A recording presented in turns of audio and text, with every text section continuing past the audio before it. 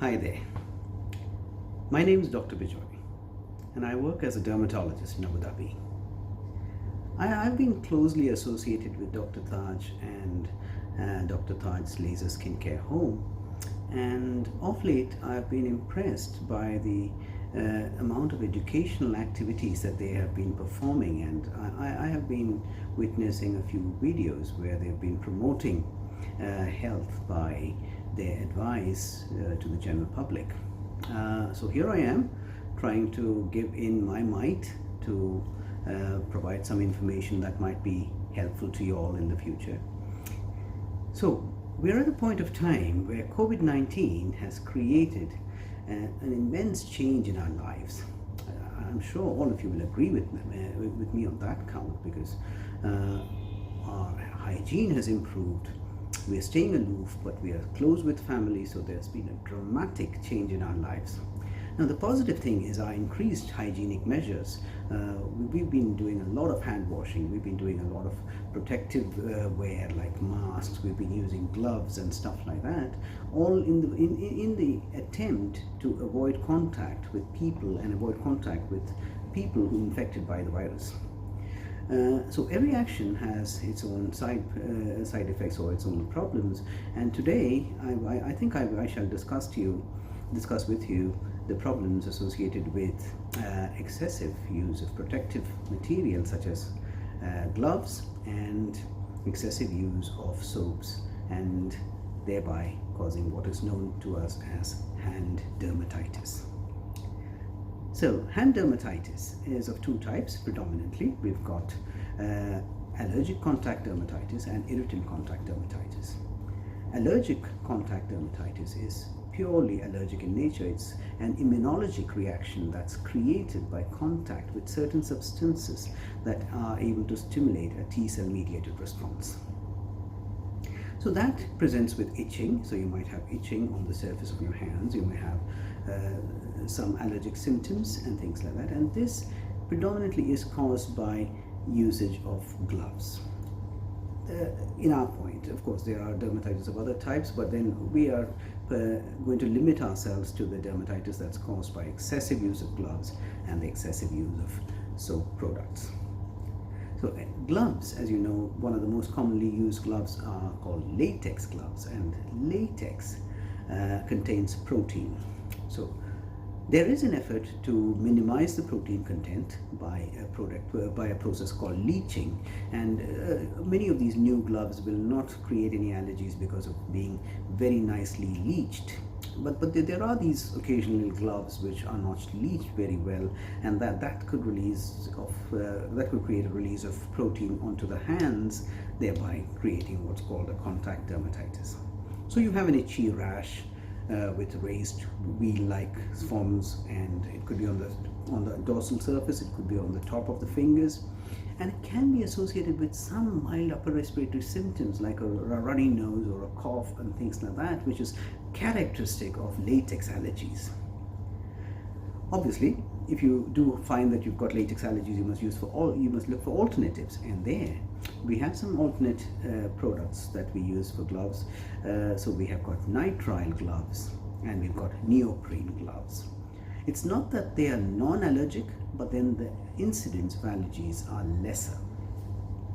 Nitrile gloves again employ the use of what's called as accelerators in their production. So these accelerators can trigger off an allergic reaction, and we have some common examples called mercaptobenzthiazole and of course thioram, which can create an allergic reaction as well. So if you're allergic to latex, you might want to try a Nitrile or a Neoprene gloves, because the incidence of allergic reactions is much lesser. However, if you find that you are allergic to one of these products, then you have to look for another alternative, and that would possibly be vinyl examination glove.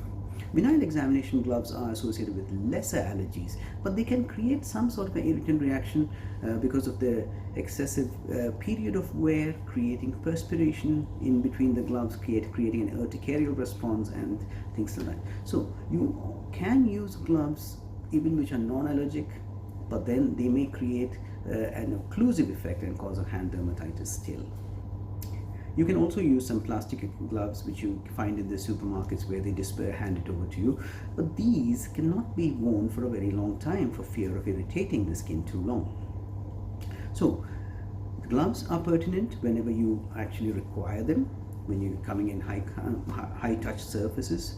So you might want to choose which glove you need, or which glove is appropriate for you based on how you react to each one of these gloves. And if you're not really allergic to any glove, then obviously you can choose as many as any of the different types that are available. Of course, another thing to remember here is the second part. When we remove our gloves, what do we do first? We do hand washing.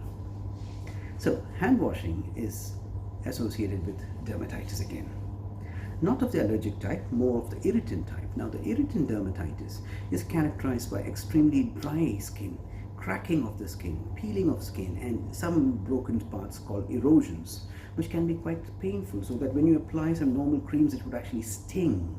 And that is called an irritant contact dermatitis. So excessive use of soap and water would be associated with an irritant dermatitis. How do we overcome that? Obviously, the first thing that you do know that where excessive hand washing. In the past, we've seen that hand hygiene was at a staggering 40 to 70%, even among healthcare workers, and we've not been able to do enough hand hygiene as much as that was required. And in this time of COVID, we've seen a dramatic change in that figure. From 40 to 70, we are above 90%. So people are washing and washing and washing. You're using different types of soaps when you wash. And imagine in the supermarkets you have soaps with fragrances, soaps which are antibacterial, soaps which are impregnated with other materials and things like that, and you are spoiled for choice. However, imagine that you wash your hands maybe 10 to 15 times a day, and you do that for 30 to 60 seconds, and that is a lot of soap on your hands. That's going to cause a lot of denudation of the natural oils and trigger off the irritant contact dermatitis. So how do we negate that? One, use soap substitutes. So go for a milder soap, something that's pH modified. I'm sure you know different brands that are very, very milder and pH regulated. Look for soaps that are impregnated or fortified with surfactants, soaps that have lanolin in them or aloe vera as a moisturizing agent. So all these would decrease the irritant tendency of soap.